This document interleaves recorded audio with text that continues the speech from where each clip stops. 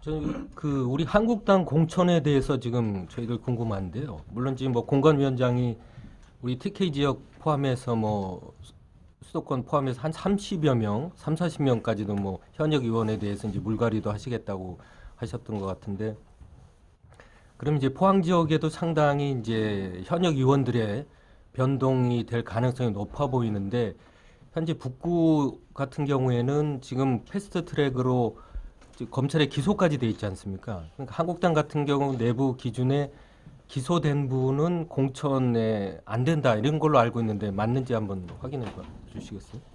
그 패스트 트랙 관련해서 우리 현재 김정재 의원이 거기에 걸려 있습니다만 그 부분이 공천에는 영향을 주지 않도록 지금 당헌 당규 개정 작업을 하고 있는 걸로 압니다. 그래서 패스트 트랙 기소된 것이 전에 그 나경원 원내대표가 뭐 인센티브가 되게 하겠다 해서 한번 여론에 호된 질타를 받았습니다만 인센티브도 없듯이 페널티도 없다 하는 이게 우리 당의 공식 입장인 겁니다.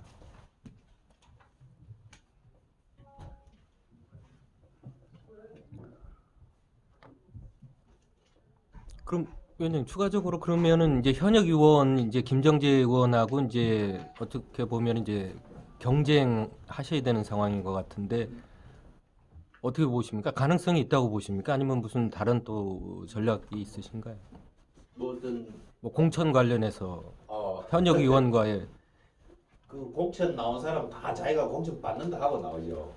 내가 공천 안 됩니다 하고 나올 일은 없다고 보는데 그 일단 대구 영북의 교체 지수 그러니까 우리 자유한국당 지지율과 국회의원 개인의 지지율 그 차이를 우선 우리가 교체 지수라고 이야기합니다만 그 부분에서 벗어나기가 좀 어렵지 않겠느냐. 워낙 이쪽 지역은 자유한국당에 대한 정서가 강한 곳이니까 그래서 그 부분을 일단 2월 5일까지 이 공천 신청 접수를 마감하고 바로 현역에 대한 여론조사를 할 겁니다. 그 여론조사 결과 당의 지지율과 국회의원 개인의 지지율이 어느 정도 되느냐에 따라서 1차 스크린 대상이 정해질 걸로 그렇게 봐요. 그래서 지금은 그 여론조사가 되지 않았기 때문에 김정재 의원이나 박명재 의원이 뭐 거기에 해당된다 안 된다 이렇게 할 그때는 아니죠. 지금. 제가 질문 하나. 네. 어차피 이 문제는 뭐 이제 뭐 경선 때나 아니면은 뭐 본선에 가서 이야기가 될 수 있는 문제인데 질문인데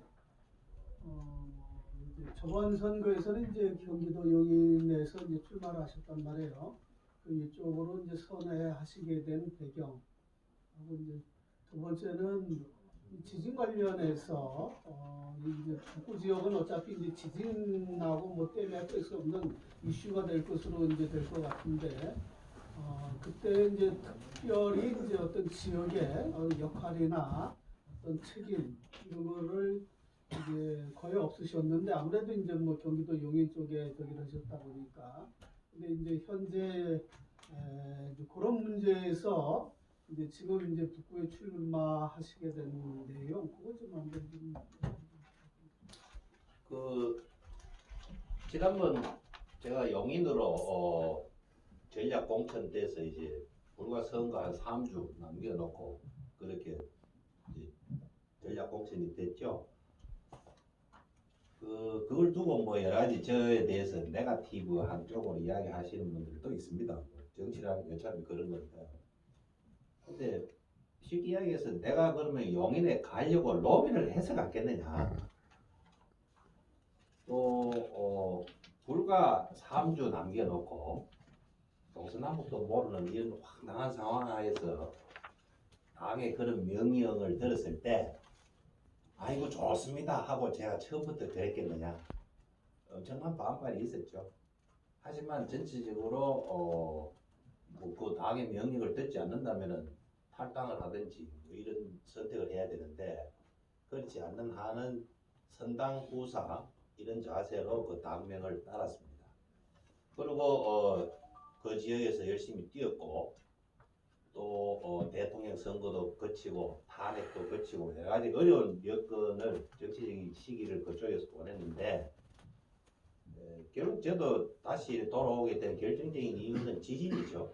제가 지난번에도 말씀 한번 드렸습니다만 제가 어머니를 모시고 있는데 아들이 저밖에 없어요. 그래서 그때 포항 지진이 나고 와보니까 뭐 벽에 벽걸이 다 떨어지고 냉장고가 엎어지고 이랬는데 아니 그걸 챙겨줘야 될 아들 놈이 용인애가 정치한다고 가 있으니까 이거는 인간이 할 짓이 아니다 싶어서 거기에 당협위원장 사표를 내고 그리고 포항에 와서 지금 노모를 모시고 있는 그런 상황이죠.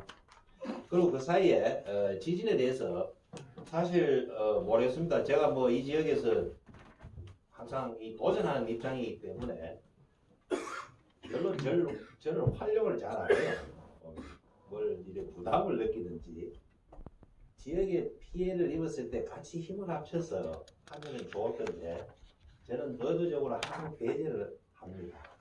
이 어쩔 수 없는 현실 아니냐라고 봐야 되는데 그래서 제가 할 수 있는 한은 칼럼을 쓴다든지 아마 시기적으로 보십시오. 제가 필요한 시기에 필요한 내용에 대해서는 항상 칼럼을 남겨놨습니다. 왜냐하면 지금처럼 지진 특별법 만들 동안 니는 뭐 했는데? 라고 이야기하기가 쉽기 때문에 그런 경우에 대해서 제 나름대로 시기적으로 필요한 내용에 대해서는 전부 칼럼으로 놔서 그걸 보면은 허명화가 열중시하고 놀고 있었던 건 아니지 않느냐. 그리고 제가 여기 출마 선언문에도 그랬습니다만 청와대에서부터 일선대 시청 군청까지 이 제 자랑이 아니고 그렇게 골고루 근무한 공직자 드뭅니다. 그건 엄연한 사실이에요. 단지 그런 사람이 여기 정치한다고 나오니까 공격할 사람들이 저를 뭐 여러 가지 비토하는 건 있습니다만 한 발 떨어져서 봤을 때는 제가 이 법을 어떤 식으로 만들고 그 갈등 조정을 어떤 과정으로 해야 되는지 실제 청와대나 총리실에 있으면서 그 일을 수도 없이 해봤기 때문에 그런 걸 어드바이스 하고 싶었는데 예를 들어서 완파된 지역 주민들 만나서 이야기도 했습니다. 하지만 전부 정치적인 색깔을 띠요. 표를 얻으려고 하는 거 아니에요. 나는 표하고 전혀 관계없습니다. 어차피 이 지역에 제가 뭐 그런 피해 당하신 분들한테 뭐 이렇게 해가지고 내 세력으로 만들겠다 이런 마음은 전혀 없습니다. 단지 제 어떤 그런 독특한 근무 경력 이런 시각에서는 지진특별법을 대처하기 위해서 어떤 식으로 해야 되겠다는 게 길이 다 보이니까 그걸 도와주고 싶은 거죠. 근데 그 제안조차도 색안경을 끼고 보는 이런 이게 정치가 배제돼야 된다 하면서도 지극히 정치적으로 되어오는 지진 피해 복구 과정을 저는 직접 많이 느꼈죠. 네. 네, 프라임 농민 최성필입니다. 앞으로 두 가지 질문 간단하게 드리겠습니다. 이제 아무래도 뭐 최근 여론조사나 이런 부분을 보면 아무래도 허명환 후보님보다는 김병재 후보가 조금 더 높은 걸로 나오는 건 사실입니다. 그래서 아무래도 이제 당연히 뭐 경선을 겪든지 뭐 어떻게 겪을 것 같은데요. 만약 경선을 이렇게 끝나고 나는데 결과가 뭐 좋은 결과로 나오면 당연히 후보님으로 이렇게 가실 거지만 만약에 이게 안 되셨을 때는 그 다음 차후 계획은 어떠신지 하고요. 그 다음에 그 공약 중에 이제 두 번째 공약 다른 분들과 좀 차이 나는 공약이 하나 있는 것 같습니다. 대한민국 최초로 영일만 수중 도시를 건설하죠. 이거 부분도 뭐 예전에 영일만 뭐 만들잖아 이런 부분 계획들이 없진 않았는데 조금 더 이렇게 보기보다는 조금 더 조금 진전된 부분 같은데요. 여기에 대한 구체적인 계획이나 이런 게 있으시다면 말씀해 주십시오. 예.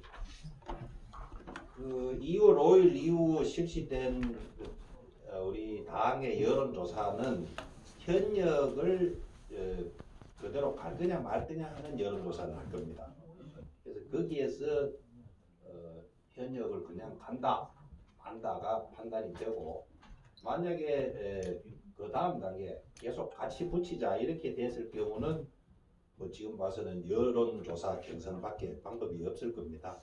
그러면은 거기에 들어갔다 하면은 그 결과를 수용해야죠. 선거법상 그 경선에 응하면은 반항을 못하게 돼 있습니다.